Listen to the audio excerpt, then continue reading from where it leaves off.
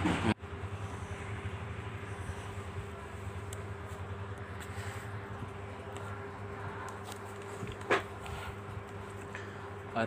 ఓం.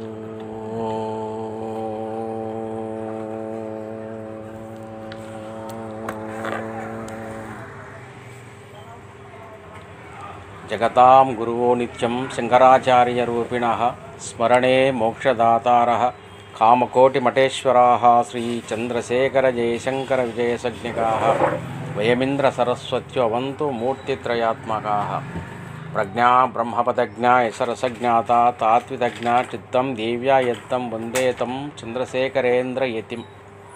ఇది నడిచే దేవుడైనటువంటి మన చంద్రశేఖరేంద్ర సరస్వతి స్వామి వారి ప్రార్థనా శ్లోకములు. మొదట నన్ను నేను పరిచయం చేసుకుంటాను. నా వాయిస్ మీకు బాగా వినపడుతుందా? ఏమన్నా ఇబ్బందిగా ఉందా? వినిపిస్తుంది సార్, క్లియర్గా ఉంది. ఓకే అమ్మా, థ్యాంక్ యూ. నా పేరు శివరామ ప్రసాద్. నేను ఇక్కడ ఎన్ఆర్పేటలో ఉంటాను. మా ఫాదర్ పేరు ఇసుకపల్లి సంజయ్ శర్మ. ఆయన చాలా ఆధ్యాత్మికమైనటువంటి పుస్తకాలు రాసినారు. వాటిలో నేను దాదాపు ఒక 15 రకాలైనటువంటి పుస్తకాలు అచ్చేపించడం జరిగింది. ఇంకా ఇప్పుడు రీసెంట్గా అంటే నృసింహపురాణం అనేటువంటి ఒక పుస్తకము ప్రింట్కు సిద్ధమవుతూ ఉంది.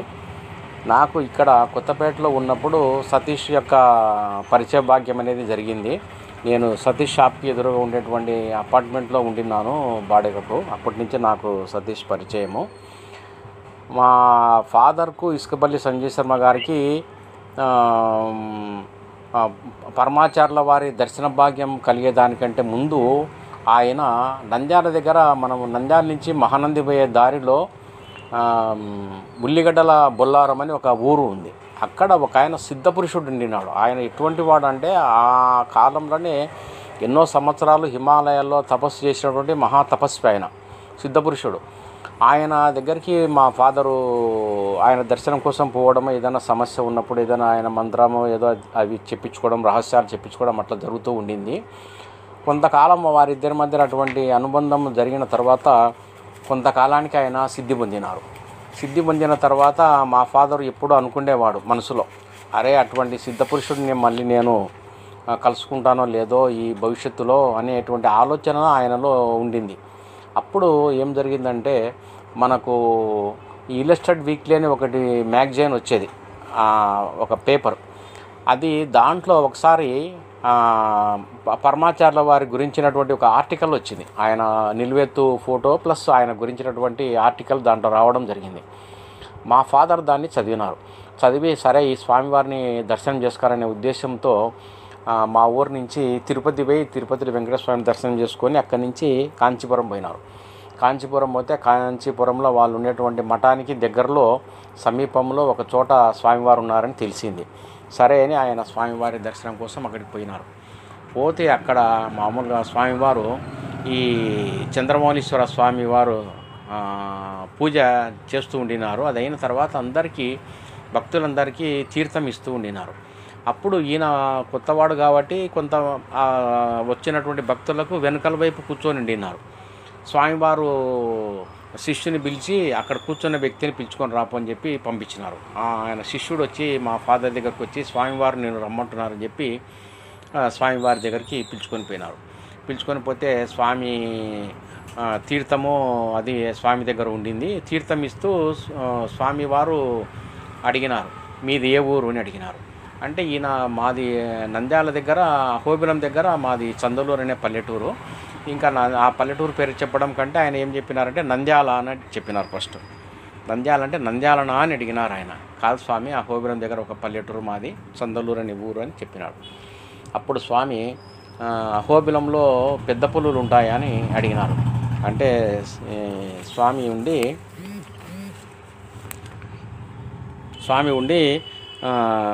పెద్ద పులులు ఉన్నాయని అడిగితే మా ఫాదరు స్వామి అంటే అప్పటికి ఒక సిద్ధపురుషుడు ఉండినాడు. ఆయన లంకమల్ల కృష్ణమూర్తి, ఆయన భార్య సమేతంగా మహా మంత్రానుష్ఠానపరుడు. ఆయన ఎటువంటి అనుష్ఠానపరుడు అంటే ఆయన తపస్సు చేసేటువంటి అటవీ ప్రాంతానికి ఈవెన్ పులులు వచ్చినా కూడా దానిని మామూలుగా లెక్క చేయకుండా ఏదో జంతువును కసిరినట్టు కసిరి దానిను పక్కకు పంపించేవాళ్ళు. అటువంటి వాళ్ళు చేస్తుంటారు స్వామి వాళ్ళు. మీలాంటి మహనీయుల దగ్గర ఇవేమి ఏం చేస్తారంటే స్వామి పెద్దగా నవ్వినారు.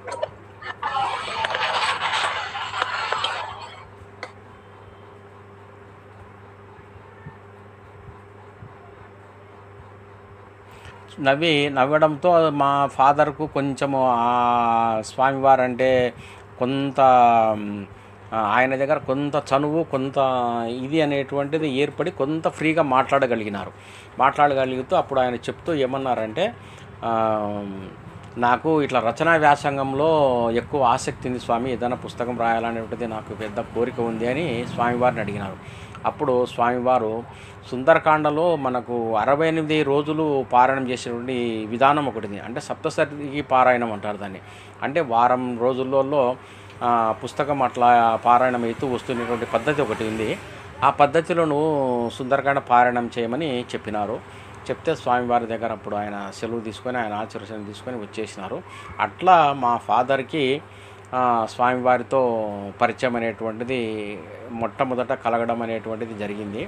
అక్కడి నుంచి స్వామివారికి దగ్గరికి ఆయన అనేక సార్లు పోయిన ప్రతిసారి స్వామివారి దగ్గర పిలుచుకొని ఆయనతో మాట్లాడము, ఏదన్నా ఈ రచనా వ్యాసంగంలో కానీ, మా కుటుంబ సమస్యలు కానీ, మా అక్క చెల్లెళ్ళ పెళ్ళిళ్ళ విషయంలో కానీ స్వామివారు ఏదైనా ఆశీర్వచనం చేయడం చెప్పడము అట్లా జరుగుతూ వచ్చింది. అట్లా ఆయన యొక్క ప్రేరణతో ఆశీర్వచనంతో మా ఫాదర్ అనేకమైనటువంటి పుస్తకాలు వచనంలో రాయడం జరిగింది. వాటిలో గురులీలామృతము, ఈ దత్తాత్రేయ స్వామి దత్త పురాణం అనేటువంటి పుస్తకము, శ్రీనివాస విలాసము, రాఘవేంద్ర స్వామి చరిత్ర, పెరియ పురాణము, దేవి భాగవతము, సప్తశతి, పెరియ పురాణము, ఇట్లా చాలా పుస్తకాలు, నవనాథ చరిత్ర, దాదాపు 25 రకాలైన పుస్తకాలు వారు రాయడం జరిగింది. అట్లా స్వామివారు కొన్ని సందర్భాలలో ఆయనకు స్వప్నంలో కూడా కనపడుతూ ఆయనకు ఏదైనా సందేశం ఇవ్వడం, ఇట్లా చేయను, ఇట్లా ఉండు, అట్లా చెప్పడము, మంత్రానుష్ఠానం ఏదైనా చేయాల్సి వచ్చినప్పుడు చెప్పడము అట్లా జరుగుతూ ఆయన యొక్క పరిపూర్ణమైనటువంటి అనుగ్రహాన్ని ఈయన పొందినారు. తర్వాత స్వామివారి యొక్క అనుగ్రహం వల్ల ఆయన మంత్రానుష్ఠానం కానీ, జ్యోతిష్యం కానీ, ఏదైనా కానీ బాగా చెప్పగలిగేటువంటి స్థితిలో ఉండినారు ఆయన. తర్వాత నాకు కొంత ఈ పుస్తకాల పైన మొదట ఆసక్తి ఉండేది కాదు. తర్వాత నేను వేరే ఉద్యోగం అది లేక వేరే విధంగా వస్తూ తర్వాత నాకు వీటిపైన ఆసక్తి కలిగి ఫస్ట్ సాయిబాబా చరిత్ర అనేటువంటి పుస్తకం నుంచి నేను దీంట్లో ఆయన కొద్దిగా సహాయంగా ఉండడం అనేటువంటిది చేస్తూ వచ్చినాను. అట్లా మా పుస్తక వ్యాసంగం అనేటువంటిది నాకు కూడా క్రమేణా జరిగింది. స్వామివారితో తర్వాత నాకు అనుబంధం అనేటువంటిది మా ఫాదరు నేను కొంచెం మంచి చదువుకునే వయసులో ఉన్నప్పుడే స్వామివారి గురించి చెప్తూ ఉండినారు. ఆయన ఇట్లా స్వామివారు ఉన్నారు ఇట్లా అని చెప్తూ ఉండినారు. చెప్తూ ఆయన ఎప్పుడన్నా ఒక విశేషంగా ఒక సందర్భంలో అమ్మవారి మంత్రాన్ని గురించి చెప్పినారు. ఇట్లా ఒక మహామంత్రము ఇటు సంగతి అని. కానీ నాకు ఏమంటే అది ఆయన చెప్పినప్పుడు అంతా చేయాలనేటువంటి ఒక ఉత్సాహం, మంచి వయసులో ఉండినాను నేను. అప్పుడు డిగ్రీ చదువుతున్నాను, చేయాలనే ఉత్సాహం. కానీ ఆయన అది చెప్పడానికి ఆయనకు అంత ఇష్టం లేదు. ఎందుకు లేదంటే అటువంటి మహామంత్రాన్ని ఆయనకు తెలిసిన వ్యక్తి శ్రీశైలంలో 3 రోజులు దీక్షగా చేసినారు. దాన్ని దీక్షగా చేసి స్వప్నంలో ఆయనకి ఏదో కొంత ఇబ్బంది కలిగేసరికి ఆయనకు తెల్లవారేసరికి కొంచెం మతిభ్రమణం కలిగింది. ఆ మంత్ర ప్రభావం వల్ల కానీ ఆయన రాత్రి జరిగినటువంటి ఒక సంఘటన వల్ల కానీ అప్పటి నుంచి ఆయన కొంచెము ఇదిగొండినారు. తర్వాత కొన్ని రోజుల తర్వాత ఎప్పుడో ఒక సిద్ధపురుషుడు ఆయనకు అమ్మవారి తీర్థం ఇచ్చి ఆయన కొంచెం బాగా చేయగలిగినారు. అట్లానే ఆ మంత్రం చెప్పడానికి మా ఫాదర్కి ఇష్టం లేకుండా ఉండేది. కానీ ఆయన ఏం చేసినారంటే ఆయన దగ్గరికి ఒక సాధువు ఒకతను వచ్చేవాడు. అతను మంచి అనుష్ఠానం అది చేసుకుంటూ వేరే ఇతరత్ర ఏది లేకుండా ఉండేవాడు. ఆయనకు ఉపదేశం చేసినారు. అది ఉపదేశం చేసేసరికి నాకు ఏమంటే అది చేయాలనేటువంటి ఒక ఉత్సాహం ఉంటుంది. కాబట్టి మా ఫాదర్ అడిగితే ఎట్లా చెప్పారనే ఉద్దేశంతో నేనేం చేసిన అంటే ఆయన మా ఊరికి వచ్చినప్పుడు ఒకసారి అడిగినాను, ఇలా కూర్చో కూర్చో ఇక్కడ కూర్చో ఇట్లా కూర్చో.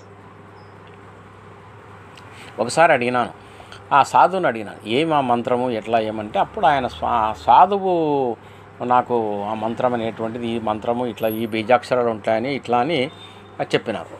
చెప్పిన తర్వాత నాకేమంటే అది ఆయన ద్వారా విన్న కూడా నాకు, ఎందుకంటే మా ఫాదర్ చెప్పినారు కాబట్టి ఆ మంత్రం చేసినందువల్ల ఆయనకి ఇట్లా అయిందని చెప్పడం వల్ల నాలో కూడా ఒక భయం, ఇది చేస్తే ఏమో నాకేమన్నా అవుతుందేమో ఒక భయంతో నిన్నాను.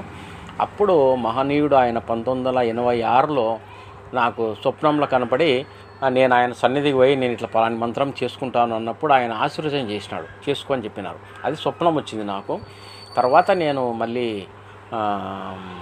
చదువుకునే రోజులలో నేను కాలేజీ లేనప్పుడు వేరే మా ఫ్రెండు తను ఇద్దరం కలిసి కంచికి పోయినాం. కంచికి పోయినప్పుడు అందరు శిష్యులు అందరూ ఉండినారు. స్వామివారు అట్లా పైన ఒక ఉన్నత స్థానం మాదిరి అట్లా స్టేజ్ మాదిరి ఉంటుంది, ఆ పైన కూర్చొని అందరు క్యూలో పోతుంటే వాళ్ళందరికీ ఏదైనా అడిగిన వాళ్ళకి అట్లా సమాధానంలో ఆశీర్వచనం అట్లా చేస్తుండినారు. క్యూలో నేను కూడా పోయి ఆ శిష్యుని ద్వారా చెప్పినాను. శిష్యుడు వచ్చి ఏమని అడిగినారు, అప్పుడు నేను ఇట్లా స్వామివారు నాకు ఇట్లా పలాని మంత్రం చెప్పినారు అంటే, ఆయన పోయి స్వామికి ఇట్లా మీరు చెప్పినారంట ఈయనకు అని చెప్పి స్వామి దగ్గర పోయి చెప్పినారు. అప్పుడు స్వామి నా తట్టు చూసి ఆశీర్వచనం చేసి చేసుకోమని చెప్పినారు. శిష్యుడు మళ్ళీ నాకు వచ్చి నువ్వు చేయొచ్చు అంట అని చెప్పినారు. తర్వాత నేను దాన్ని అప్పటి నుంచి చేయడం అనేటువంటిది మొదలుపెట్టినాను. అట్లా నాకు మొట్టమొదటిసారి ప్రథమ దర్శనము స్వామివారి యొక్క అనుగ్రహం అనేది అక్కడ ఈ జన్మలో అక్కడ కలిగింది నాకు. తర్వాత కూడా స్వామివారు అనేక సందర్భాలలో స్వప్నంలో కనపడము, నాకు కూడా ఏదైనా ఉపదేశం చేయడము, చెప్పడము, ఇట్లా చేయి ఇట్లా ఉండు అని చెప్పడము, ఒక్కొక్కసారి మన సనాతన ధర్మాన్ని గురించి మన దాని గురించి కూడా చెప్పడము, అట్లా అనేక సందర్భాలలో ఆయన అనుగ్రహాన్ని నేను స్వప్నంలోనే ఎక్కువగా. అయితే భౌతికంగా మా ఫాదర్ అయితే ఆయన పక్కన కూర్చొని అంత ముఖాముఖిగా మాట్లాడేవారు. నాకు అటువంటి సందర్భం ఎప్పుడూ జరగలేదు. కాకపోతే ఏమంటే ఆయన దర్శనం జరిగేది. తర్వాత స్వప్నంలో మాత్రం ఆయన ఏదైనా కనపడినప్పుడు ఎప్పుడైనా కనపడి మాట్లాడి చెప్పేవారు. ఇట్లా జరుగుతూ వచ్చింది. ఇంకా ఇప్పుడు ఉన్నటువంటి పరిస్థితులలో ఏమంటే, నేను చెప్పదలుచుకున్నది ఒకటే, ప్రతి ఒక్క అంటే నా దృష్టిలో నేను ఫస్ట్ ఆఫ్ ఆల్ అంత తెలిసిన వాడిని కాదు. నా అనుభవాలు నాకున్నటువంటి పరిజ్ఞానం మీతో షేర్ చేసుకుంటాను. ప్రతి ఒక్క మానవునికి ఇది నాకు తెలిసినందులో మొదటి జన్మ అనేది కాదు, దాదాపు కాదు. ఎందుకంటే గతంలో మనకు ఎన్నో జన్మలు అనేటువంటివి గడిచిపోతూ వచ్చినాయి.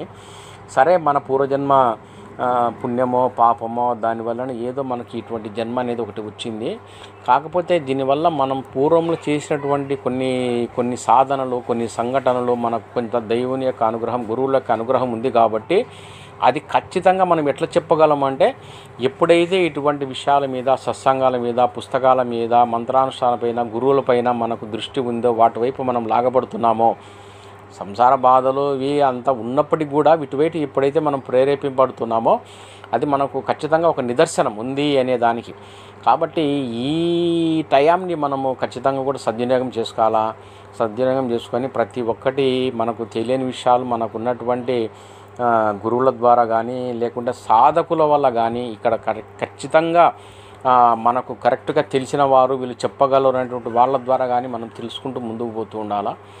అటువంటి పరిస్థితులలో మనకు చేసినటువంటి సాధన మనకు ఏమిటి, ఇది కరెక్టా కాదా అనేటువంటిది కూడా కొన్ని అనుభవాలు, కొన్ని దృష్టాంతరాలు మనకు తెలియజేస్తుంటాయి. వాటిలో స్వప్నం ఒకటి.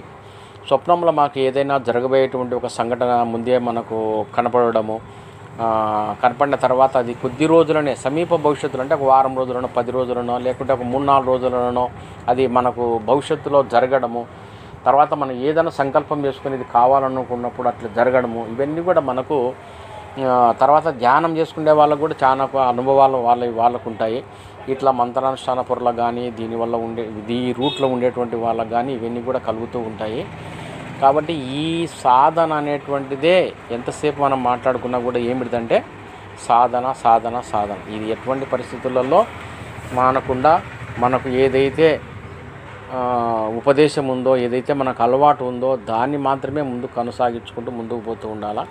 ప్రతిదీ ఈ విధంగా ఏదైనా సందేహాలు వచ్చినప్పుడు మనకు తెలిసిన వాళ్ళ ద్వారా మళ్ళీ మనం తెలుసుకుంటూ మన అనుభవాలు మనం ఒకరితో ఒకరు షేర్ చేసుకుంటూ అట్లా చేసుకున్నప్పుడు వినేటువంటి వ్యక్తి కూడా దాని యందు ఖచ్చితమైనటువంటి శ్రద్ధ, దాని యందు ఆసక్తి ఉండేటట్టు వాళ్ళని మాత్రమే సెలెక్ట్ చేసుకొని వాళ్ళతోనే ఇవి షేర్ చేసుకుంటూ పోతూ ఉండాలా.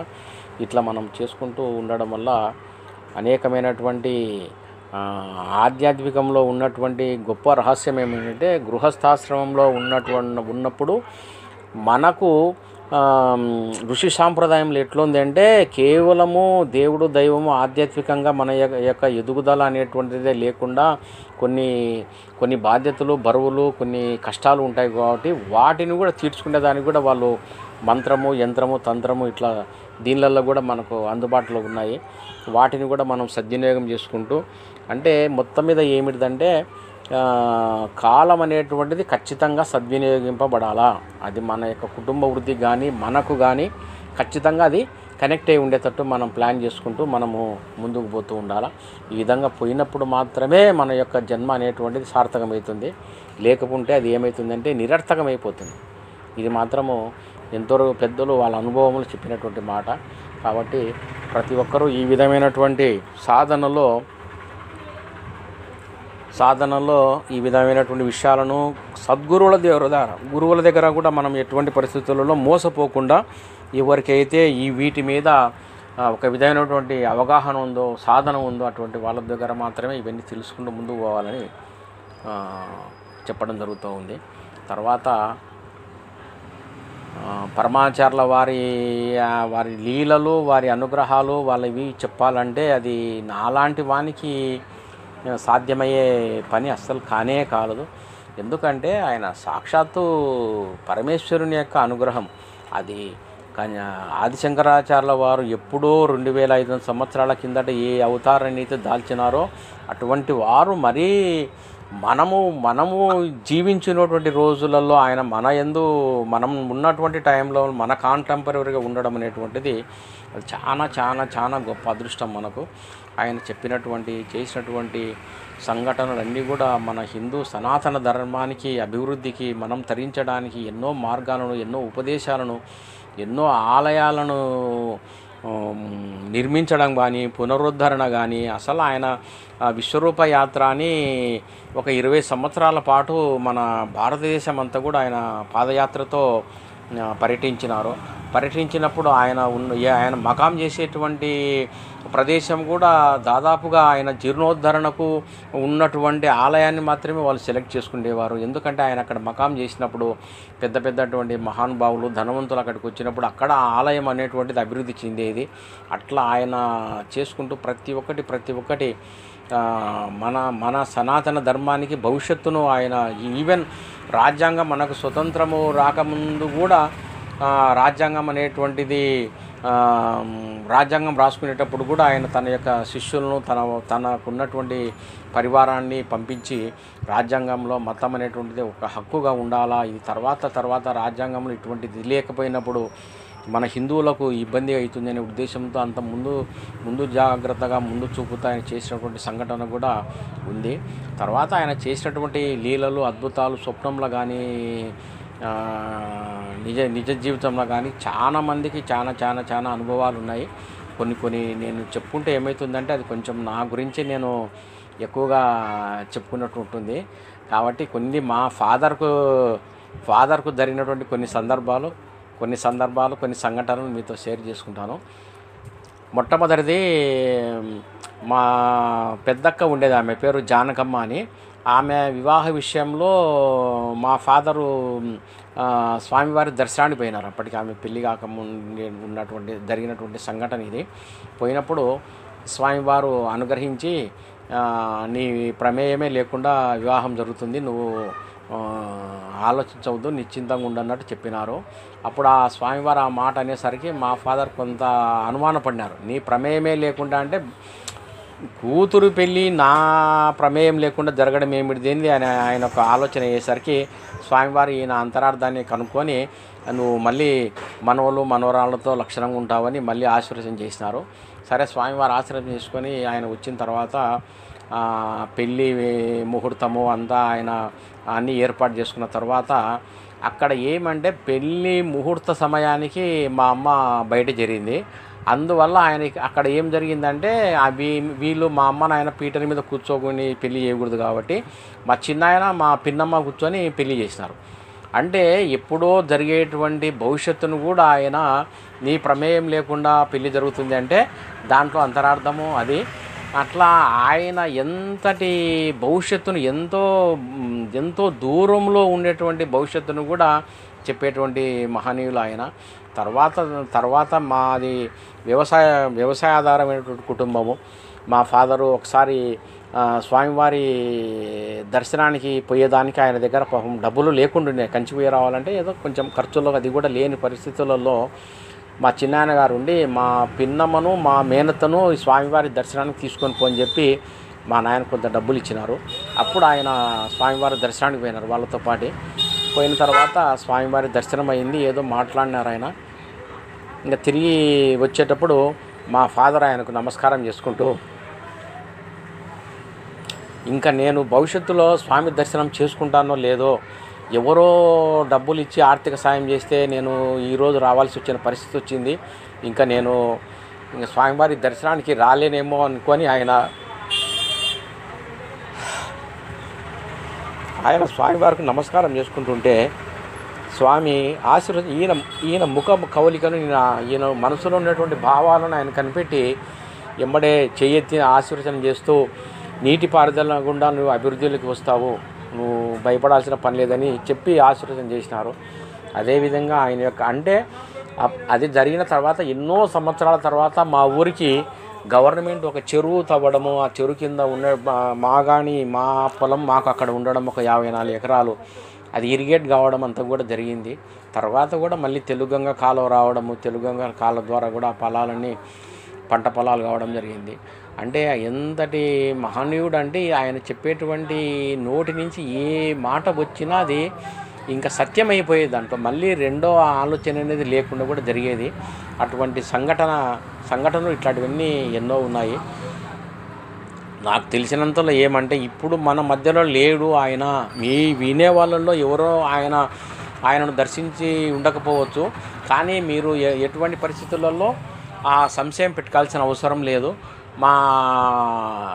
నా తర్వాత ఉన్న అమ్మాయి పేరు శ్యామల. ఆ అమ్మాయి స్వామివారు ఉన్నప్పుడు దర్శనం చేసుకునేది కాదు. అంటే నేను, మా అమ్మ నాయన, నా చెల్లెలు, అంటే చెల్లెలు కొంచెం ఊహ తెలియని వయసులో ఆమె మాతో పాటు కంచికి వచ్చింది. ఒక 3-4 సంవత్సరాలు వయసు ఉండొచ్చు ఆమెకు. అప్పుడు స్వామివారిని చూసింది, కానీ అమ్మాయికి స్వామిని చూసినటువంటి ఒక గుర్తు, ఒక ఇది లేదనమాట. లేకపోయేసరికి ఆమె ఎప్పుడు స్వామివారు సిద్ధి పొందిన 1994 జనవరి 8వ తేదీ ఆయన సిద్ధి పొందినారు. అప్పటి నుంచి ఆమెకు ఒక మనసులో ఆలోచన ఉండేది, నేను స్వామివారిని ఆయన ఉన్నప్పుడు చూడలేకపోతేనే అని. అంటే ఎంత స్వామివారి యొక్క అనుగ్రహం అనే దానికి ఇదొక ఉదాహరణ. ఆమెకు స్వప్నంలో స్వామివారు కనపడి ఆయన ఉన్నటువంటి అధిష్టానం, అంటే ఇప్పుడు మనం రాఘవేంద్ర స్వామి బృందావనం ఉంటాం కదా, ఆ స్వామివారిది అధిష్టానం అంటారు. అంటే వాళ్ళు ఉన్నటువంటి బృందావనం, ఆ బృందావనంలో నుంచి బయటికి వచ్చి ఎవరో నన్ను పిలుస్తున్నారని చెప్పి ఆ బయటకు వచ్చి స్వామివారు మా చెల్లెలికి స్వప్నంలో సాక్షాత్కారం ఇచ్చి ఆమెను అనుగ్రహించినారు. అంటే నేను అనేది ఏమంటే ఇక్కడ మీరు తెలుసుకోవాల్సిన ఒక చిన్న విషయం అంటే, ఒక మహనీయుడు, ఒక సిద్ధపురుషుడు భౌతికంగా ఉన్నా ఒకటే, లేకపోయినా ఒకటే. ఉన్నప్పుడు వాళ్ళు ఎటువంటి లీలలను మహిమలను చూపగలుగుతారో, వాళ్ళు లేని తర్వాత కూడా అటువంటి లీలలు మహిమలు చూపించడానికి వాళ్ళకు ఇది ఉంటుంది. కాబట్టి మీలో ఎవరైనా కానీ ఆ స్వామిని చూడలేదు, మేము ఆయనతో మాకు దర్శనం కాలేదనేటువంటి ఇది సంశయం అవసరం లేదు. ఆయన యొక్క పటాన్ని కానీ ఆయన యొక్క పుస్తకాలు ఉన్నాయి, నడిచే దేవుడు ఇటువంటి కొన్ని పుస్తకాలు ఉన్నాయి, చాలా పుస్తకాలు. కొంతమంది ఇటీవల ది వాయిస్ ఆఫ్ గాడ్ అనేటువంటి ఇంగ్లీషు పుస్తకాన్ని కూడా తెలుగులో కూడా దాన్ని ట్రాన్స్లేషన్ చేయడం జరిగింది. వాళ్ళ మఠము వాళ్ళ ద్వారా ఏదైనా తెప్పించుకొని కూడా మీరు సాధన విషయంలో ఆయన అనుగ్రహం ఉండడం వల్ల, ఆయన ఆశీర్వచనం ఉండడం వల్ల మీరు చాలా తొందరగా ఇది సక్సెస్ అవుతారనేటువంటిది నా ప్రగాఢమైనటువంటి నమ్మకము, విశ్వాసము, నా అనుభవం, అది స్వానుభవం. అది నాకు కూడా ఎన్నో విషయాలలో అసలు ఒకసారి నేను చెప్తున్నాను, మీరు దయచేసి దీన్ని ఇదిగా తీసుకోండి. ఒకసారి నేను ఇంటర్మీడియట్ చదివేటప్పుడు మ్యాథ్స్ గ్రూప్ నాది ఎంపీసీ తీసుకున్నాను నేను. తీసుకున్నప్పుడు నాకేమైందంటే 10th class, 9th, 8th, 9th, 10th composite general అని ఉండేది. అది అక్కడ 7th తర్వాత 8thలో అది డివైడ్ అయ్యేది. డివైడ్ అవుతూ నేను 8th చదవాలి. మా స్కూలు కరస్పాండెంట్ ఒక కొంత ఇది చేయడం వల్ల 8th లేకుండా 9thకు ప్రమోట్ అయినాను నేను. 9thకు ప్రమోట్ అయ్యి 9thలో నేను కాంపోజిట్లో చేరడం వల్ల మ్యాథ్స్ అంతా నాకు కొంచెం అర్థం కాని పరిస్థితి ఏర్పడింది. సరే ఇట్లా 10th క్లాసు పాస్ అయినాను. మ్యాథ్స్లో కూడా నాకు పెద్ద మార్కులు రాలేదు. మా ఫాదర్ ఏం చేసినారంటే ఇంటర్లో నన్ను ఎంపీసీలో చేర్పించినారు. ఎంపీసీలో చేర్పించడం వల్ల నాకు మ్యాథ్స్ అనేటువంటిది లెక్కలు అర్థం కానటువంటి పరిస్థితి ఉండేది. నేను ఎప్పుడు అయితే అప్పటి నుంచి కూడా నాకు ఇంకా స్వామివారి దర్శనం కాలేదు, కానీ మా ఫాదర్ చెప్పడం వల్ల స్వామిని అనుకోవడము, స్మరించడము, గురు చరిత్ర మా నాయన రాసిన పుస్తకం పారాయణ చేయడం అది జరుగుతుండేది. ఒకసారి ఆయన స్వామివారు కళలు కనపడి ఇంటర్ చదివే రోజులలో, ఫస్ట్ ఇయర్ చదివే రోజులలో చెప్పినారు నాకు స్వప్నంలో, మనకు కొన్ని జన్మల అనుబంధం ఉంది, నీకు లెక్కలు అర్థం కానప్పుడు నన్ను స్మరించుకుంటూ ఉండు నువ్వని. అది ఫస్ట్ నాకు స్వామివారు కళలో ఆయన సందేశాన్ని వినిపించడం. తర్వాత నేను డిగ్రీ చదివేటప్పుడు మళ్ళీ బాలమంత్రాన్ని గురించే నాకు ఆయన ఉపదేశం చేయడము, మళ్ళీ నేను ఆయన యొక్క దర్శనానికి పోవడము, ఇదంతా జరిగింది. అంటే ఎందుకు చెప్తున్నానంటే వారి యొక్క అనుగ్రహం అనేటువంటిది మన మీద ఎప్పటికీ ఎల్లప్పటికీ ఉంటుంది. ఫర్ ఎగ్జాంపుల్ ఇప్పుడు గురువు యొక్క నిజమైనటువంటి సద్గురువు యొక్క మహిమ ఏమిటిది అంటే, ఒక విషయంలో చెప్పాలంటే, ఇప్పుడు మనకు ఈ జన్మలో మనకున్నటువంటి గురువులు మన అభివృద్ధిని, మన మంత్రోపదేశాలను, మన యొక్క సమస్యలను తీర్చగలిగేటువంటి శక్తి కొంతమందికే ఉంటుంది. కానీ కంచి పరమాచారులు అటువంటి మహనీయుల విషయంలో ఏమవుతుందంటే, వీడు బాడీ వెకెట్ చేసినప్పుడు ఇది సూక్ష్మ రూపంలో ఉన్నటువంటి జీవిని కూడా వాళ్ళు దాన్ని ఈ విశ్వంలో కాపాడుకుంటూ మళ్ళీ నెక్స్ట్ ఎక్కడ జన్మ తీసుకోవాలా అనేటువంటి విషయం వరకు కూడా ప్రతి ఒక్కటి వాళ్ళ యొక్క రక్షణ, వాళ్ళ యొక్క అనుగ్రహము, వాళ్ళ యొక్క ఆశీర్వచనం అనేది ఉంటుంది. అంతేకాకుండా మళ్ళీ వాడు ఎక్కడ జన్మ తీసుకున్నాడో అక్కడి నుంచి కూడా వాడిని మళ్ళీ అనుగ్రహించడం, వాడిని మళ్ళీ ఎక్కడి నుంచి వానికి చెప్పాలనేటువంటి విషయంలో కూడా వాళ్ళ యొక్క పరిపూర్ణమైనటువంటి అనుగ్రహం ఉంటుంది. అది మనం ఎప్పుడు కూడా గుర్తుపెట్టుకొని ఉండాలి. ఎంతసేపు అంటే ఒక్క విషయంలో చెప్పాలంటే నగురోరు అధికం. గురువుకు మించినటువంటి అధికమైనటువంటిది ఈ ప్రపంచంలో, ఈ సృష్టిలో ఏం లేదు. ఏదైనా గురువు తర్వాతనే. ఆపాద మౌలి పర్యంతం గురునాం ఆకృతిం సురే తేన విఘ్నా ప్రదర్శంతి సిద్ధంచిత మనోరథ. అటువంటి గురుమూర్తి యొక్క నిలువెత్తు ఉన్నటువంటి స్వరూపాన్ని మనము ఒక్కసారి స్మరించుకొని దర్శనం చేసుకున్నంత మాత్రానే మనకు మన పనులలో ఎటువంటి విఘ్నాలు ఉన్నా, ఎటువంటి ఇవి ఉన్నాయి కూడా మనకు తెలియపోతాయి. కాకపోతే ఆ గురువు మీద ఉండేటువంటి విశ్వాసం అనేటువంటిది పరిపూర్ణంగా ఉండాలా. ఆ సెలెక్షన్ ఆఫ్ గురువు అనేటువంటిది కూడా సిద్ధపురుషుడై ఉండాలి. అక్కడి మాత్రం ఎటువంటి పరిస్థితులలో పొరపాటు పడకూడదు. ఇంకా తర్వాత ఈ నాకు సతీష్కు కూడా ఈ సాయి సదన్ అపార్ట్మెంట్కి వచ్చిన తర్వాత కూడా మా ఇద్దరికి ఏదో నీ షాప్ ఉంది కాబట్టి నేను ఏదో నాకు కావాల్సినటువంటి వస్తువుల కోసం ఒకసారి 2 సార్లు రావడంతో మెల్లిగా ఏదో మాటల సందర్భంలో ఈ యొక్క అనుబంధం అనేది అది కొంచెము ఒకదాని తర్వాత ఒకటి కొన్ని సంఘటనలు జరగడము, ఆయనకు స్వామివారు పరమాచార్యుల వారు స్వామివారు ఆయనకు స్వప్నంలో, ధ్యానంలో ఆయనకు కొంత అనుగ్రహము, కొంత సందేశాన్ని చెప్పడం అనేది కూడా జరిగింది. నా గురించి కూడా కొన్ని విషయాలు సతీష్కు కూడా స్వామివారు ఇట్లా అని చెప్పడం జరిగింది. అంటే ఇది ఏమంటే మనం ఉండేటువంటి పద్ధతిని మనం అనుసరించేటువంటి దారిని బట్టించి కూడా వాళ్ళ నుంచి కూడా మనకు అనుగ్రహం అనేటువంటిది వస్తూ ఉంటుంది. కాబట్టి దాన్ని మనం ఎప్పుడూ విస్మరించకూడదు. ఇంకా ఎవరన్నా మీరేదైనా అడిగేటువంటి పరిస్థితి ఉంటే నేను ఏదైనా కొంచెం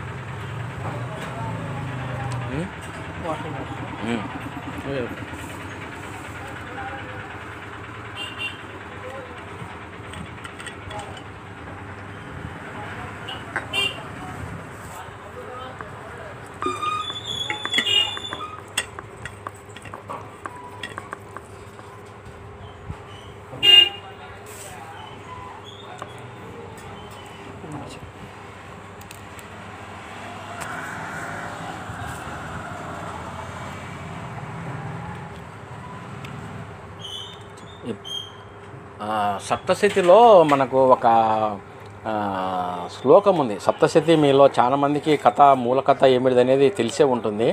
దాంట్లో ఉన్నటువంటి ప్రథమాధ్యాయంలో ఒక శ్లోకం ఏమిటిదంటే అమ్మవారి కాళికామాతను గురించినటువంటి ఆ, మహిమను తెలియజెప్పేటువంటి శ్లోకం అది. జ్ఞానినామపి చేతాంసి దేవి భగవతి హిస బలదాకృష్ణ మోహాయ మహామాయ ప్రయచ్చతి.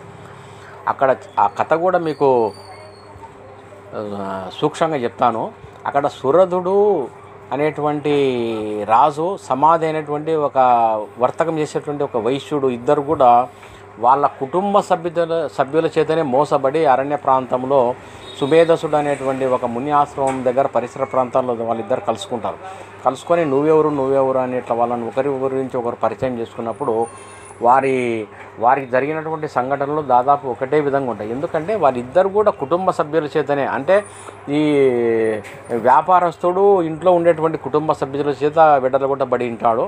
రాజు తన యొక్క సేనాధిపతి మంత్రులే వేరే రాజు తన మీదకి వచ్చినప్పుడు వాళ్ళతో వీళ్ళు కలిసి ఈయనను ఒంటరివాణి చేస్తారు. అప్పుడు ఈయన రహస్య మార్గం గుండా గుర్రం ఎక్కేసి అరణ్యం చేరుకుంటాడు.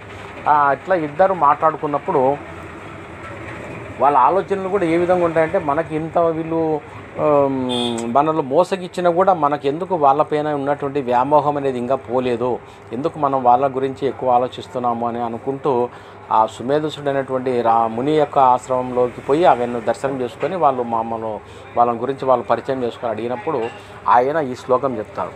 ఏమిటిదంటే, అమ్మవారు మహామాయ అనేటువంటి యొక్క అమ్మవారి యొక్క మహిమను తెలియజేస్తూ ఆమె యొక్క స్వరూపాన్ని తెలియజేస్తూ ఈ శ్లోకం చెప్తానంటే, అంటే జ్ఞానులైనటువంటి వాళ్ళను కూడా ఆమె మహామాయ అనేటువంటిది తన యొక్క దీనివల్ల వాళ్ళను ఈ అజ్ఞానంలోనికి పడివేస్తుంది. కాబట్టి ఆమె యొక్క లీల, ఆమె యొక్క మహిమ అది యొక్క ఇదని చెప్తారు ఆయన. చెప్పినప్పుడు మరి వీళ్ళు అడుగుతారు ఆయన, అట్లా మరి ఇట్లా ఇది చేసుకోవాలంటే దానికి ఆమెనే సేవించడము, ఆమెనే స్మరించడము, ఆమెనే ధ్యానించడం వల్లనే ఇది దీనిపైన ఉన్నటువంటి ఇది అనేది పోతుందని చెప్తారు. అట్లా మనకు ఈ సంసార జీవులకు ఉన్నటువంటి కొన్ని కష్టాలు కానీ కొన్ని సంఘటనలు కానీ మనల్ని ఎప్పుడు కూడా స్థిరంగా ఉండనీయకుండా కొంత డిస్టర్బెన్స్ అనేది జరుగుతున్నప్పుడు దానికి ఏమిటిదంటే మంత్రం అనేటువంటిది ఏమిటిదంటే ఇదే, అంటే సాధన అనేటువంటిది. అంటే సద్గురు చెప్పినటువంటిది ముఖ్యంగా మనకు మంత్రం అనేటువంటిది స్వప్నంలో వచ్చినప్పుడు స్వప్నంలో ఏదైనా మనకు ఉపదేశం చేసినటువంటి మంత్రాన్ని కానీ, ఇంకా కొన్ని పారాయణాలు కానీ, కొంత సద్గురుల యొక్క దివ్య చరిత్రలు కానీ చదవడం ఇట్లంతా కూడా అనమాట. అంటే ఇది ఏదో తాత్కాలికంగా సాధకులకు ఒక డిస్టర్బెన్స్ అనేది ఒక మేఘం మాదిరి వచ్చినప్పుడు కూడా మళ్ళీ గాలికి మేఘం అనేటువంటిది ఎట్లయితే కొట్టుకొని పోతుందో అట్లా మళ్ళీ కూడా సమస్య నుంచి బయటపడి మళ్ళీ కూడా వాళ్ళ యొక్క సాధన అభివృద్ధి అనేటువంటిది ఖచ్చితంగా జరిగి తీరుతుంది. అందులో మానవునికి ఉన్నటువంటి కూడా ఒక విశేషం ఏమంటే, నిద్ర, మైథునము, భయము ఇటువంటివన్నీ కూడా 4 సమాన ధర్మాలు జీవులకు అందరికీ ఉంటాయి, ఇంక్లూడింగ్ విత్ హ్యూమన్ బీయింగ్. కాకపోతే ఏమంటే జ్ఞానం అనేటువంటి అనేది వచ్చేసరికి ఈ మానవుడు మిగతా వాటి నుంచి కూడా వేరుపడతాడు. అతనికి ఉన్నటువంటి మహోత్తరమైనటువంటి అవకాశం ఏమిటిదంటే జ్ఞానం తర్వాత అతను తరింపబడడానికి ఎంతో అవకాశం ఉంటుంది. కాబట్టి ఆ విషయంలో ప్రతి ఒక్క మానవుడు, ముఖ్యంగా ఈ సాధనా మార్గంలో ఉండేటువంటి ప్రతి ఒక్కరూ అదృష్టం చేసుకున్నారని చెప్పాలి. కాబట్టి దాన్ని ఎటువంటి పరిస్థితులలో కాలం అనేటువంటిది ఖచ్చితంగా సద్వినియోగింపబడినప్పుడు మాత్రమే ఈ జన్మ అనేటువంటిది ఖచ్చితంగా సార్థకమవుతుంది. గురువుల యొక్క అనుగ్రహం అనేటువంటిది ఖచ్చితంగా ఉంటుంది. అసలు ఒక అద్భుతమైన సంఘటన కంచి పరమాచార్యుల గురించి చెప్పాల్సి వచ్చినప్పుడు, ఆయన విశ్వరూప యాత్రలో ఈ కర్నూలు ఈ పరిసర ప్రాంతాల నుంచి పోతున్నప్పుడు అక్కడ ఆయనకు ఒక బిల్లోం అనేటువంటిది ఒకతను ప్రతిరోజు ఒక పిల్లకాయ, అతను ఒక 10-12 సంవత్సరాల పిల్లకాయ అతను తెచ్చి ఇచ్చేవాడు. అమ్మవారి చంద్రమౌళీశ్వర పూజకు, త్రిపుర సుందరి అమ్మవారు చంద్రమౌళీశ్వర పూజ వాళ్ళకు అనుష్ఠానం ఉంటుంది కదా, పీఠము, దానికి అట్లా ఆయన ఇంకా సరే అక్కడి నుంచి మకాము మార్చి వేరే ప్రాంతానికి బయలుదేరేటప్పుడు ఆ పిల్లకాయ అక్కడ ఉన్నటువంటి వేసినటువంటి పందిరి గుంజ దగ్గర నిలబడి స్వామివారిని చూస్తూ ఉన్నప్పుడు స్వామివారి దగ్గరికి పిలిచి నీ యొక్క ఏమన్నా నీకు మనసులో కోరిక ఉంటే అని అడుగుతారు స్వామివారు. అప్పుడు ఆ పిల్లకాయ నాకు మోక్షం కావాలని అడుగుతారు. సరే దానికి సమయం వచ్చినప్పుడు భగవంతుని అనుగ్రహం వల్ల నీ యొక్క కోరిక నెరవేరుతుంది అంటాడు అని. ఆ పిల్లకాయ తన యొక్క ఎంతటి జ్ఞాని అంటే ఆ చిన్న వయసులోనే మహత్తరమైనటువంటిది కోరికను కోరుతారు ఆయన. కోరినప్పుడు ఆయన ఆ పిల్లకాయ తండ్రి చెప్తున్నాడు అప్పుడు, జీవితం అంటే దుఃఖం, అది సవ్యంగా జరిగిపోతేనే మనకు కొంత ఇదిగా ఉంటుంది, కానీ లేకపోతే అంత దుఃఖమయమని అట్లా కొంచెం ఆయనకి ఏదో వైరాగ్యం చెప్పింటారు. అప్పటి నుంచి తనకు జన్మాంతరాలు చేసినటువంటి పుణ్యం కూడా ఒకటి ఉంది కాబట్టి స్వామివారిని ఆ కోరిక కోరుతారు. అది అయిన తర్వాత ఆయన అక్కడ ఆ ఊర్లో ఉండేటువంటి పెద్దలకు ఎవరికో చెప్తారనమాట, ఈ పిల్లకాయను గురించినటువంటి విషయాలు మీరు కొంచెం వాకప్ చేసుకుంటుండండి, అతనికి ఏదైనా అవసరమైతే చేసుకుంటుండండి, ఆయన గురించిన ఏదైనా విషయం తెలిస్తే మాకు టెలిగ్రామ్ చేయండి అని చెప్పి ఆయన వేరే మకాంకి వెళ్ళిపోతారు. వెళ్ళిపోయిన తర్వాత ఈ కొన్ని సంవత్సరాలు ఏదో కొంత టైం జరుగుతుంది. జరిగిన తర్వాత స్వామివారు, మీరు చాలామంది మీలో కాంచీపురం చూసిన వాళ్ళు ఉండొచ్చు. కంచి యొక్క స్వామివారు ఉన్నటువంటి మఠానికి, అమ్మవారి కామాక్షిదేవి ఆలయానికి దగ్గర అనమాట, వాకబుల్ డిస్టెన్స్. అక్కడికి స్వామివారు ఒకరోజు పోతారు. కామాక్షిదేవి ఆలయంలో కోనేరు ఉంటుంది, పెద్ద కోనేరు. ఆ కోనేరులో స్నానం చేయడము, గట్టుకొచ్చి ఒక గంట సేపు జపం చేయడం, గంట సేపు జపం అయిన తర్వాత మళ్ళీ పోయి స్నానం చేయడం, మళ్ళీ వచ్చి గంట సేపు జపం చేయడం, ఇట్లా ఒక 6 సార్లు 8 సార్లు జరుగుతుంది. జరిగిన తర్వాత మళ్ళీ ఆయన స్నానం చేసి మెట్లెక్కి బయటికి వస్తూ ఉంటే ఆ మఠం మేనేజరు ఒక టెలిగ్రామ్ తీసుకొని వస్తారు. ఏమి ఆ టెలిగ్రామ్ యొక్క సారాంశం అంటే, ఇక్కడ ఈ పిల్లకాయ బాడీ వెకెట్ చేసింటాడు. బాడీ వెకెట్ చేసినప్పుడు ఇట్లా సంగతి అని ఆయన మఠం మేనేజరు స్వామివారికి చెప్తే అవును అని చెప్పి ఆయన చెప్తారు. ఆయన చెప్పినటువంటి విషయం ఏమిటిదంటే, అతనికి ఇంకా రావాల్సినటువంటి 6 జన్మలు ఎన్నో ఉండినాయి. ప్రతి ఒక్క జన్మను తన యొక్క గంట జపం ద్వారా ఆయన లేకుండా చేసి, మళ్ళీ జన్మ ఎత్తకుండా చేసి ఆయనకు మోక్షాన్ని ప్రసాదిస్తాడు. అంటే సద్గురు అంటే ఏమిటిదో మీకు ఈ యొక్క సంఘటనలతో, ఈ యొక్క ఉదాహరణతో మీకు అర్థమైంది అనుకుంటున్నాను. అటువంటి మహనీయులు పరమాచార్యులు, అసలు వాళ్ళని గురించి వేదమే, యజుర్వేదంలోనే ఏదో ఒకటి వస్తుంది. అది ఏమిటిదంటే, వేదాలే విరాట్ పురుషుణ్ణి స్తుతించి ఇంకా స్తుతించడానికే, వాళ్ళకే వేదాలకే చేతగాక అవి మరలిపోతాయని చెప్పి, యథోవాతే నివర్తంతే అప్రాస్య మనసాగ అని ఆ శ్లోకం యొక్క అది కూడా ఏదో రుక్కు యొక్క ఇది కూడా ఉంది. అటువంటి మహనీయులు, వాళ్ళు సిద్ధపురుషులు, వాళ్ళు సాక్షాత్తు కారణజన్ములు, సాక్షాత్తు అమ్మవారి లలితా త్రిపుర సుందరి అమ్మవారి యొక్క దివ్యస్వరూపం. అటువంటి మహనీయుని గురించి మనం అనుకున్నా, విన్నా, ఆయన గురించినటువంటి ఏదైనా పుస్తక పారాయణం చేసినా, ఏది చేసినా కనీసం ఆయన పటానికి మనము 2 చేతులు ఎత్తి నమస్కారం చేస్తున్నా కూడా మనకు ఉన్నటువంటి మానసిక దౌర్బల్యం అనేది ఒకటి ఏదైనా ఉంటే పోతుంది. కృష్ణ పరమాత్ముడు భగవద్గీతలో కూడా చెప్తాడు. అర్జునుడు, అందరికి తెలిసిన విషయమే ఇది, అర్జున విషాద యోగంలో అర్జునుడు యుద్ధం చేయలేను అనేటువంటి పరిస్థితులలో కృష్ణుడు చెప్పినటువంటి ఒక శ్లోకం ఏమిటిది, క్లైబ్యం ఆస్మగ పార్త నైతత్వ యుపపద్యతే క్షుద్రం హృదయ దౌర్బల్యం తక్తోదిష్ట ప్రదంతభ అంటాడు. క్లైబ్యం అంటే క్లీబుడు అంటే సంస్కృతంలో నపుంసకుడు. క్లైబ్యం అనేటువంటిది అంటే హృదయ దౌర్బల్యం అనేటువంటిది క్లీబుంతో పోల్చినాడు ఆయన. క్లైబ్యం ఆస్మగ పార్త నైతత్వ యుపపద్యతే క్షుద్రం అంటే నిందింపదగింది, నీచమైనటువంటిది. అది ఏది హృదయ దౌర్బల్యం అనేటువంటి దాని నుంచి నువ్వు ఉత్తిష్ట అంటే లేయి, దాని నుంచి విడివడు, నువ్వు ఎటువంటి వానివి, పరంతపుని అంటే పరులను తప్పింపజేసేటువంటి ఒక మహావీరుని నువ్వు, అటువంటి వానివి నువ్వు ఇట్లా హృదయ దౌర్బల్యానికి, క్షుద్రమైనటువంటి దానికి, క్లైబ్యమైనటువంటి దానికి నువ్వు లొంగిపోవద్దు అని చెప్పి ఆయన దివ్య సందేశం చెప్పినాడు. అందులో అర్జునుని గురించి ఎట్లా కూడా ఏమన్నాడు, పరంతభ అంటాడు. చేమకూర వెంకటకవి తను రాసినటువంటి విజయ విలాసంలో కూడా అర్జునుని యొక్క గొప్పతనాన్ని వర్ణిస్తూ, వింటి కొరిగిన రిపురాజు వింటి కొరగు అంటే, ఆ అర్జునుడు ముద్దలు పెట్టేటప్పుడు ఆ ధనుసుకునేటువంటి వింటి నారిని ఒకసారి సవరించుకుందామని దాన్ని ఇట్లా వంచి తీసుకునేటప్పుడు ఇదే సమయం అని చెప్పి రిపురాజులు అంటే శత్రురాజులు వాళ్ళు కూడా వింటికి ఆ ధనుస్సుని ఇది పెట్టుకొని జారగిల పడినట్టు ఇదైపోతారు. ఎందుకంటే అటువంటి సందర్భంలో సిచ్యువేషన్ ఉన్నటువంటి శత్రువు పైన బాణం ప్రయోగించకూడదు అనేది యుద్ధనీతి కాబట్టి ఇదే సమయం మనకని చెప్పి అట్లయిపోతారు వాళ్ళు. పార చూసిన పరసేన పార చూడడం అంటే ఒక్కసారి శత్రు సైన్యంలో ఏ రాజు వచ్చినాడు, ఎవరు ఏ దేశస్తుడు వాడు ఫలానా అని ఎవరెవరు అటెండ్ అయినారు ఈ యుద్ధానికని అర్జునుడు ఎప్పుడైతే చూసినాడో ఆ పార చూసినప్పుడు సైన్యం అంతా కూడా పార చూసి అంటే పారిపోవడానికి చూస్తుంది అని చెప్పి ఆ యొక్క అర్జునుడి యొక్క శౌర్యాన్ని గొప్పతనాన్ని ఆయన ఆ పద్యంలో చెప్పడం జరిగింది.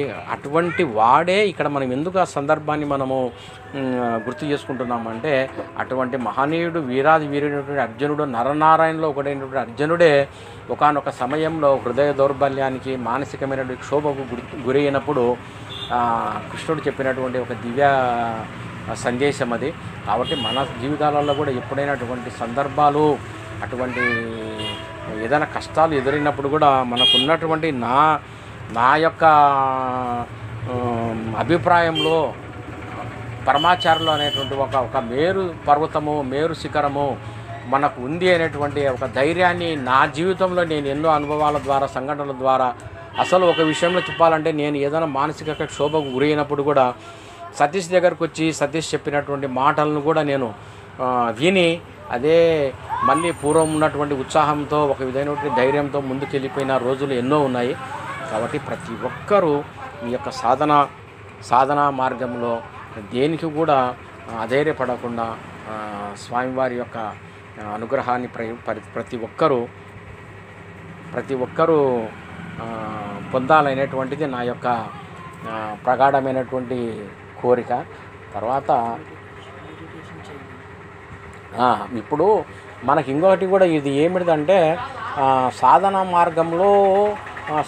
మార్గాన్ని మనం ఫర్ ఎగ్జాంపుల్ ఒక చిన్న శ్లోక రూపంలో తీసుకున్నప్పుడు ప్రతిమా పూజ జపస్తోత్రాన్ని మధ్యమ ఉత్తమ మనసి పూజ దోహం భావేన ఉత్తమోత్తమం అంటే ఆధ్యాత్మికమైనటువంటి జీవన విధానం కూడా నాలుగు కేటగిరీస్లో చెప్పుకునే దానికి మనకు ఒక శ్లోకం అనేటువంటిది ఉంది.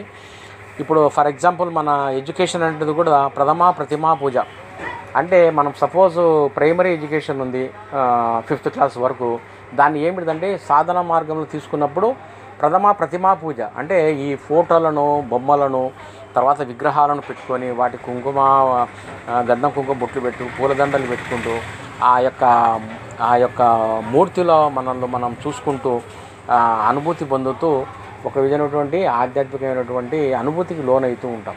అది ప్రతిమా పూజ. అది 5th క్లాస్ వరకు ఉండేటువంటి ప్రైమరీ స్కూల్ ఎడ్యుకేషన్ అనుకోండి. తర్వాత జపస్తోత్రాన్ని మధ్యమ 6th to 10th వరకు ఉన్నటువంటి ఇది ఏమిటిదంటే జపం చేసుకోవడము, స్తోత్రాలు చేసుకోవడము, వాటిని గురించినటువంటి దేవతా సంబంధించినటువంటి పారాయణలు చేసుకోవడము, ఇవన్నీ కూడా మనకు హైయర్ ఎడ్యుకేషన్ ఉంటుంది. తర్వాత మరి ఇంటరు డిగ్రీ ఉన్నటువంటి గ్రాడ్యుయేషన్ దీని వరకు ఉన్నటువంటిది ఇది ఏమిటిది అంటే మానసికంగా అంటే ధ్యానం చేసుకునేటప్పుడు ఏదైనా మనకు మంత్రజపం చేసుకుంటాం అనుకోండి. మంత్రజపం కూడా చేసుకునేటప్పుడు అది ఉపాంశము అంటే పెదవులు కదులుతూ చేసుకునేటువంటి మంత్రము మధ్యమము. తర్వాత దానికంటే కూడా అధమమైనటువంటిది మంత్రం చేసేటువంటి చాంటింగ్ ఆఫ్ ది మంత్ర పక్కన వాళ్ళకు కూడా వినిపడేటట్టు చేసుకునేటువంటిది అది చాలా 3rd స్టేజ్. అది లేదంటే మర్మరింగ్ చేయడం వల్ల చేసేటువంటిది 2వది. అట్లా లేకుండా మానసికంగానే మన మనసులోనే మంత్రం చాటింగ్ జరిగేటువంటిది ఉత్తమమైనటువంటి పద్ధతి. అట్లా ఉత్తమమైనటువంటి పద్ధతిలో మంత్రజపాన్ని చేయడము, ధ్యానంలో ఇది చేసుకోవడము, ధ్యానం చేయడం అనేటువంటిది ఇంటర్ అండ్ డిగ్రీ దీంతో పోల్చినారు. తర్వాత అల్టిమేట్ స్టేజ్ ఏంటిదంటే సోహం భావేన ఉత్తమోత్తమం. ఇక్కడ మనకున్నటువంటి 4 వేదాలకు 4 మహావాక్యాలు ఉన్నాయి.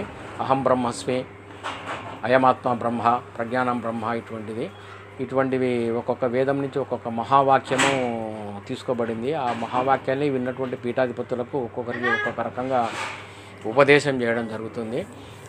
అక్కడ అహం బ్రహ్మస్మి అన్నప్పుడు ఏమిటిది అంటే మనకి ఏదైతే ఉందో హయ్యర్ PhD లెవెల్ ఏదైతే యూనివర్సిటీ ఎడ్యుకేషన్ ఏదైతే ఉందో అదే అహం బ్రహ్మస్మి అంటే ఏమిటిది అంటే అక్కడ ఉన్నటువంటి పరమాత్మకు నీకు జీవాత్మగా ఉన్నటువంటి నీకు తేడా లేదు, ఆయన యొక్క అంశ రూపమే నీవు అనేటువంటి విషయాన్ని తెలుసుకోవడమే లాస్ట్ అల్టిమేట్ స్టేజీ. అది తెలుసుకున్న తర్వాత ఇంకా తెలుసుకోవాల్సింది కూడా ఏమీ ఉండదు.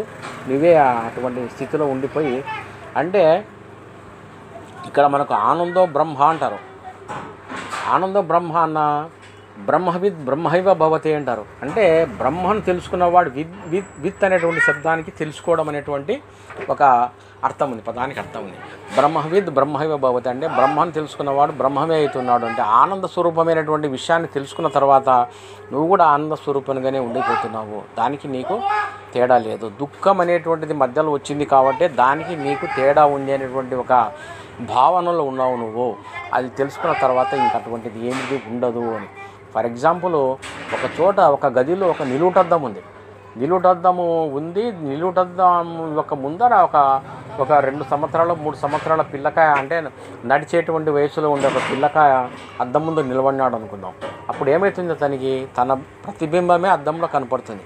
అద్దంలో కనపడినప్పుడు అతను ఏమనుకుంటాడంటే అద్దము తన రూపాన్ని ప్రతిబింబం చేస్తుంది అనేటువంటి తెలియని స్థితిలో ఉన్నాడు. కాబట్టి వెనకాల అద్దానికి ఏమన్నా ఇంకొకటి ఎవరైనా ఉన్నారని పిల్లకాయ నా వేస్తున్నవాడని పోయి వెనకాల చూస్తాడు. వెనకాల ఏముంటుంది, ఏముండదు. మళ్ళీ ముందుకు వచ్చి చూస్తాడు. ముందుకు వచ్చినప్పుడు మళ్ళీ తన ప్రతిబింబమే మళ్ళీ రిఫ్లెక్ట్ అవుతూ ఉంటుంది. అప్పుడు అతను తెలుసుకోలేడు దీనికి సమాధానం, ఈ ప్రశ్నకు సమాధానం అతనికి అర్థం కాదు. తర్వాత కొంత వయసు వచ్చిన తర్వాత, కొంత బుద్ధి అనేటువంటిది వికసించిన తర్వాత ఏమవుతుంది, ఓహో అద్దం ఇది, దీని యొక్క లక్షణం ఏమిటి అంటే తన స్వరూపాన్నే తాను చూపిస్తుంది అనేటువంటి విషయాన్ని తెలుసుకుంటాడు. అట్లనే ఎప్పుడైతే మానవుడు జీవుడు అజ్ఞానపు దశలు ఉన్నప్పుడు తనకు కాకుండా ఇంకొకటి ఏదో ఉంది అనేటువంటి భ్రమలు ఉన్నంత కాలము ఏదో తనది కాక ఏదో ఉంది అనుకుంటూనే బతికేస్తుంటాడు. ఎప్పుడైతే మనం ఇప్పుడు ఉత్తమ మానసిక జపం ద్వారా దీని ద్వారా తర్వాత అహం బ్రహ్మస్మి అనేటువంటి స్థితిని తెలుసుకున్నప్పుడు ఏమవుతుందంటే ఆ విషయం అనేటువంటిది మనకు అప్పుడు బోధపడుతుంది. ఓహో అంతా నేనే, తర్వాత ఇది ఏమిటి లేదు అనేటువంటి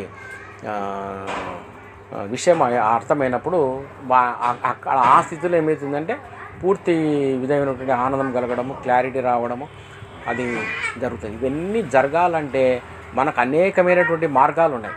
కొంతమంది భక్తి, జ్ఞానము, కర్మయోగం ఇటువంటి చేస్తున్నప్పుడు దాంట్లో కొంతమందికి ధ్యానం చేసేటువంటి అలవాటు కొంతమంది. ధ్యానంలో కూడా మనము ధ్యాన సాధన ద్వారా ఇవన్నీ చేసుకుంటూ వచ్చిన తర్వాత ధ్యాన సాధన కూడా మనకు అలవడినప్పుడు ధ్యానంలో కూడా ఇటువంటి ఎన్నో అద్భుతమైనటువంటి సంఘటనలు, నిదర్శనాలు, మనకు విజన్స్ కనబడము ఇవన్నీ కూడా మనకు జరుగుతుండడం వల్ల ఏమవుతుందంటే మనం చేసేటువంటి సాధన కరెక్టు అనేటువంటిది ఒక మన మీద మనకు ఒక దృఢమైనటువంటి నమ్మకం ఏర్పడి ముందుకు పోవడానికి జరుగుతుంటుంది. కాబట్టి మీరు ధ్యానం చేసేటువంటి అలవాటు ఉన్న ప్రతి ఒక్కరు కూడా ధ్యానం అనేటువంటిది సాధన ఖచ్చితంగా చేయండి.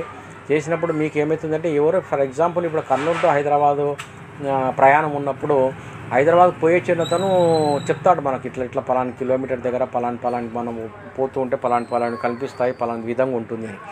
అప్పుడు మనం ఎన్నటువంటి విషయాన్ని మనం ధ్యానంలో మళ్ళీ కూడా మనము దర్శించుకున్నప్పుడు ఏమవుతుందంటే అతను చెప్పినది ఇక్కడ జరిగింది రెండు కూడా టాలీ అవుతున్నాయి. కాబట్టి మన మీద మనకు కూడా ఒక నమ్మకం కలుగుతుంది. ఓహో ఇది కరెక్ట్ రూటు, కరెక్ట్లో పోతున్నాను, నేను దీన్ని ఇంకా తీవ్రతరం చేయాలా, ఇట్లాంటివన్నీ కూడా మనకు అవగతమవుతూ ఉంటాయి.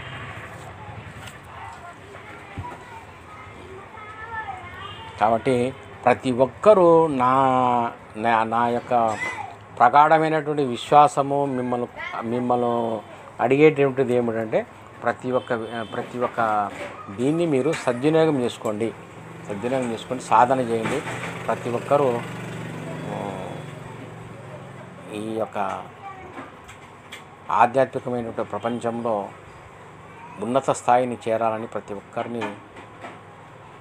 ఒక్కరి గురించి పరమాచార్యుల వారిని వేడుకుంటూ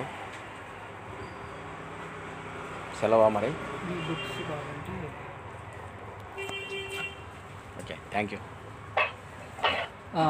సార్ గారితో ఎవరైనా మాట్లాడే వాళ్ళు ఉంటే మాట్లాడండి. ఏమైనా స్పిరిచువల్ డౌట్స్ ఉంటాడు. టైం వేస్ట్ చేయకుండా ఒక్కొక్కరు మెల్లిగా ఇంకొకరికి టైం అవకాశం ఇస్తూ ఒక్కొక్కరు మాట్లాడండి. సార్ నమస్తే సార్, నా పేరు శ్రీలత సార్. శ్రీలత. నమస్తే.